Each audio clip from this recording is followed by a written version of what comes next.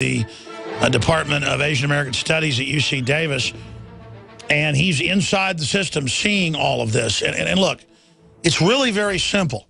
And I know most of you know all this, but we have to reach out to middle-class people that can understand it, and to executives and to pastors and to cultural leaders, and explain, look, there's a sophisticated cultural modeling control system developed by the empires in the last, well, thousands of years. Julius Caesar wrote about it a lot, but really codified in the last 200 by the British Empire to administer and control countries along ethnic and religious balkanization lines. So to control that, they've artificially come in and put more of this in the name of political correctness, making it worse, selling it on the idea of equality of men. Just like the Illuminati said they would push equality, but actually their secret was they would use that to get control and then bring in inequality. So that's the name of the game, is they claim all this equality and fraternity of men and women, but when you look at what they do, they bring in dehumanization, dumbing down, deindustrialization, destabilization. And then after they've cut your legs off, they give you crutches in Iraq or Libya, you name it, and say, see the favor we did. We burned your house down and then called a fire truck afterwards.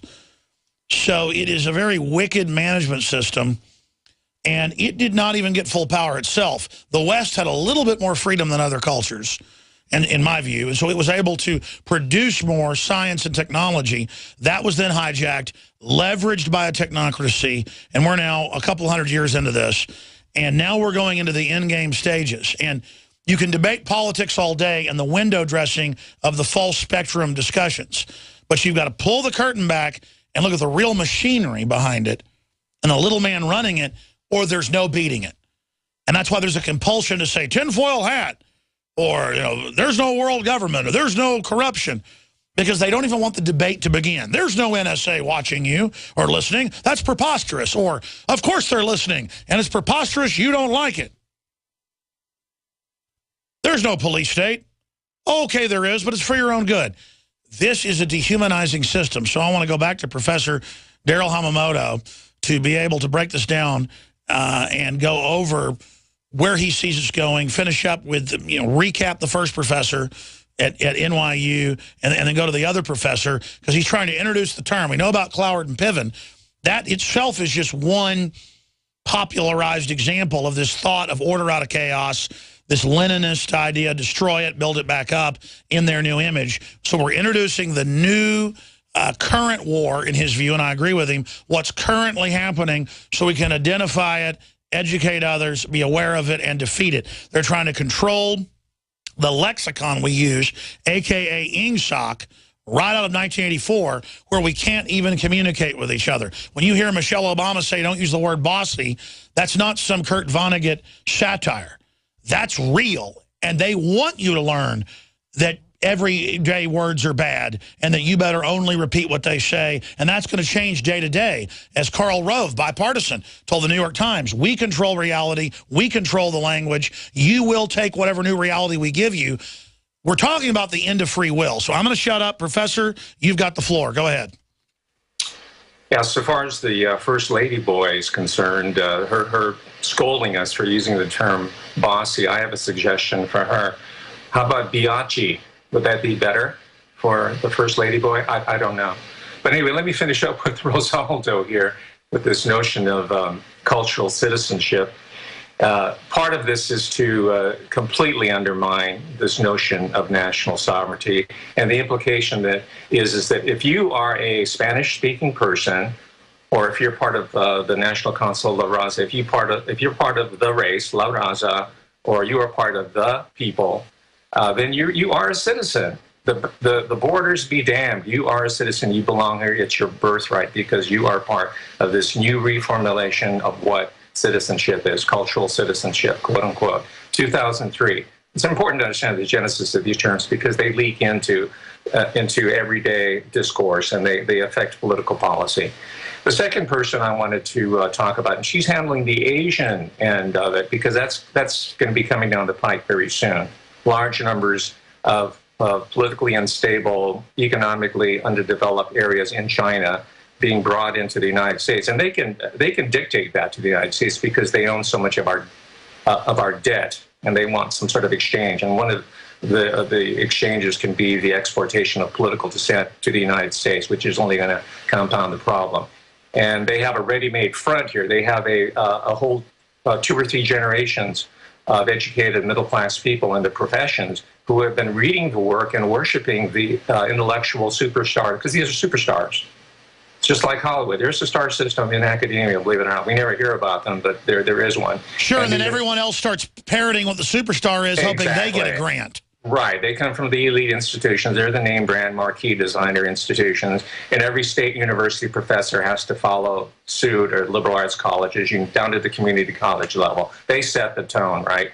They're the head fish in the pilot fish school. So there's this person, her name's Iwa Ong, O-N-G, and she came up with a similar concept, similar to Rosaldo, and she calls it flexible citizenship. Oh. Flexible citizenship, 1999. She wrote an entire foundation-funded book on it. This made her reputation. So it's flexible. If you break it down now, it makes about as much sense as flexible pregnancy, right? You're either pregnant or you're not pregnant. You're either a citizen or you're a non-citizen. But by playing around with the language, Orwell calls it INGSOC. It's an old strategy. By reconceptualizing, remolding our perceptual basis, and then teaching generations of educated people that this is the way to go, then you have frozen any sort of discussion. And by the way, this is important. This is one of the reasons why, unlike the border agents, unlike the military, unlike growing numbers of individuals in all these important institutions, maybe even the majority of them now who are keyed in and are aware of the New World Order endgame, academia is utterly silent on this. This is the key reason, because we've already had 2 or 3 generations of undergraduates, graduate students, creating new generations of the professoriate who have monopolized any sort of discussion of this. And my function here is to put this out to the general public, to have them understand what they're paying for, so far as their tuition is concerned, for their students for their children to learn. So it's open kimono time, if you will, for here. I'm going to just open it up, full disclosure, and expose whatever I can from the inside of what the academic community has been doing to help usher in this New World Order endgame. It's a really, really crucial component.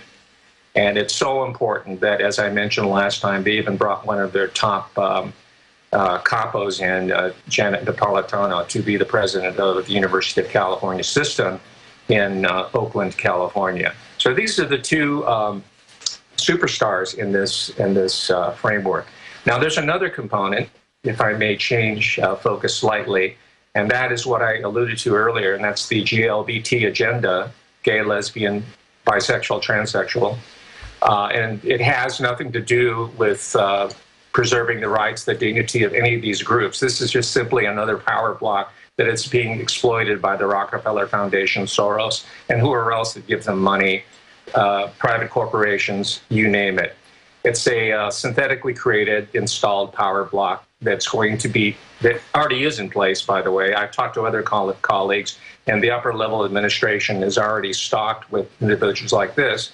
And the reason being is that if you criticize any aspect of the curriculum, any of the superstars within the university system, or even trivial points like banning smoking on the campus entirely, even in your own car, then automatically you become a homophobe. And no one wants to be stigmatized or labeled as being anti-human or homophobic or racist, whatever it is. So that's the second phase. The first part was with putting in a person of color in presidency and saying, oh, well, you can't criticize them, otherwise you're a racist. So the GLBT agenda is installed. It's very much an extension of what is referred to in this critical community as cultural Marxism.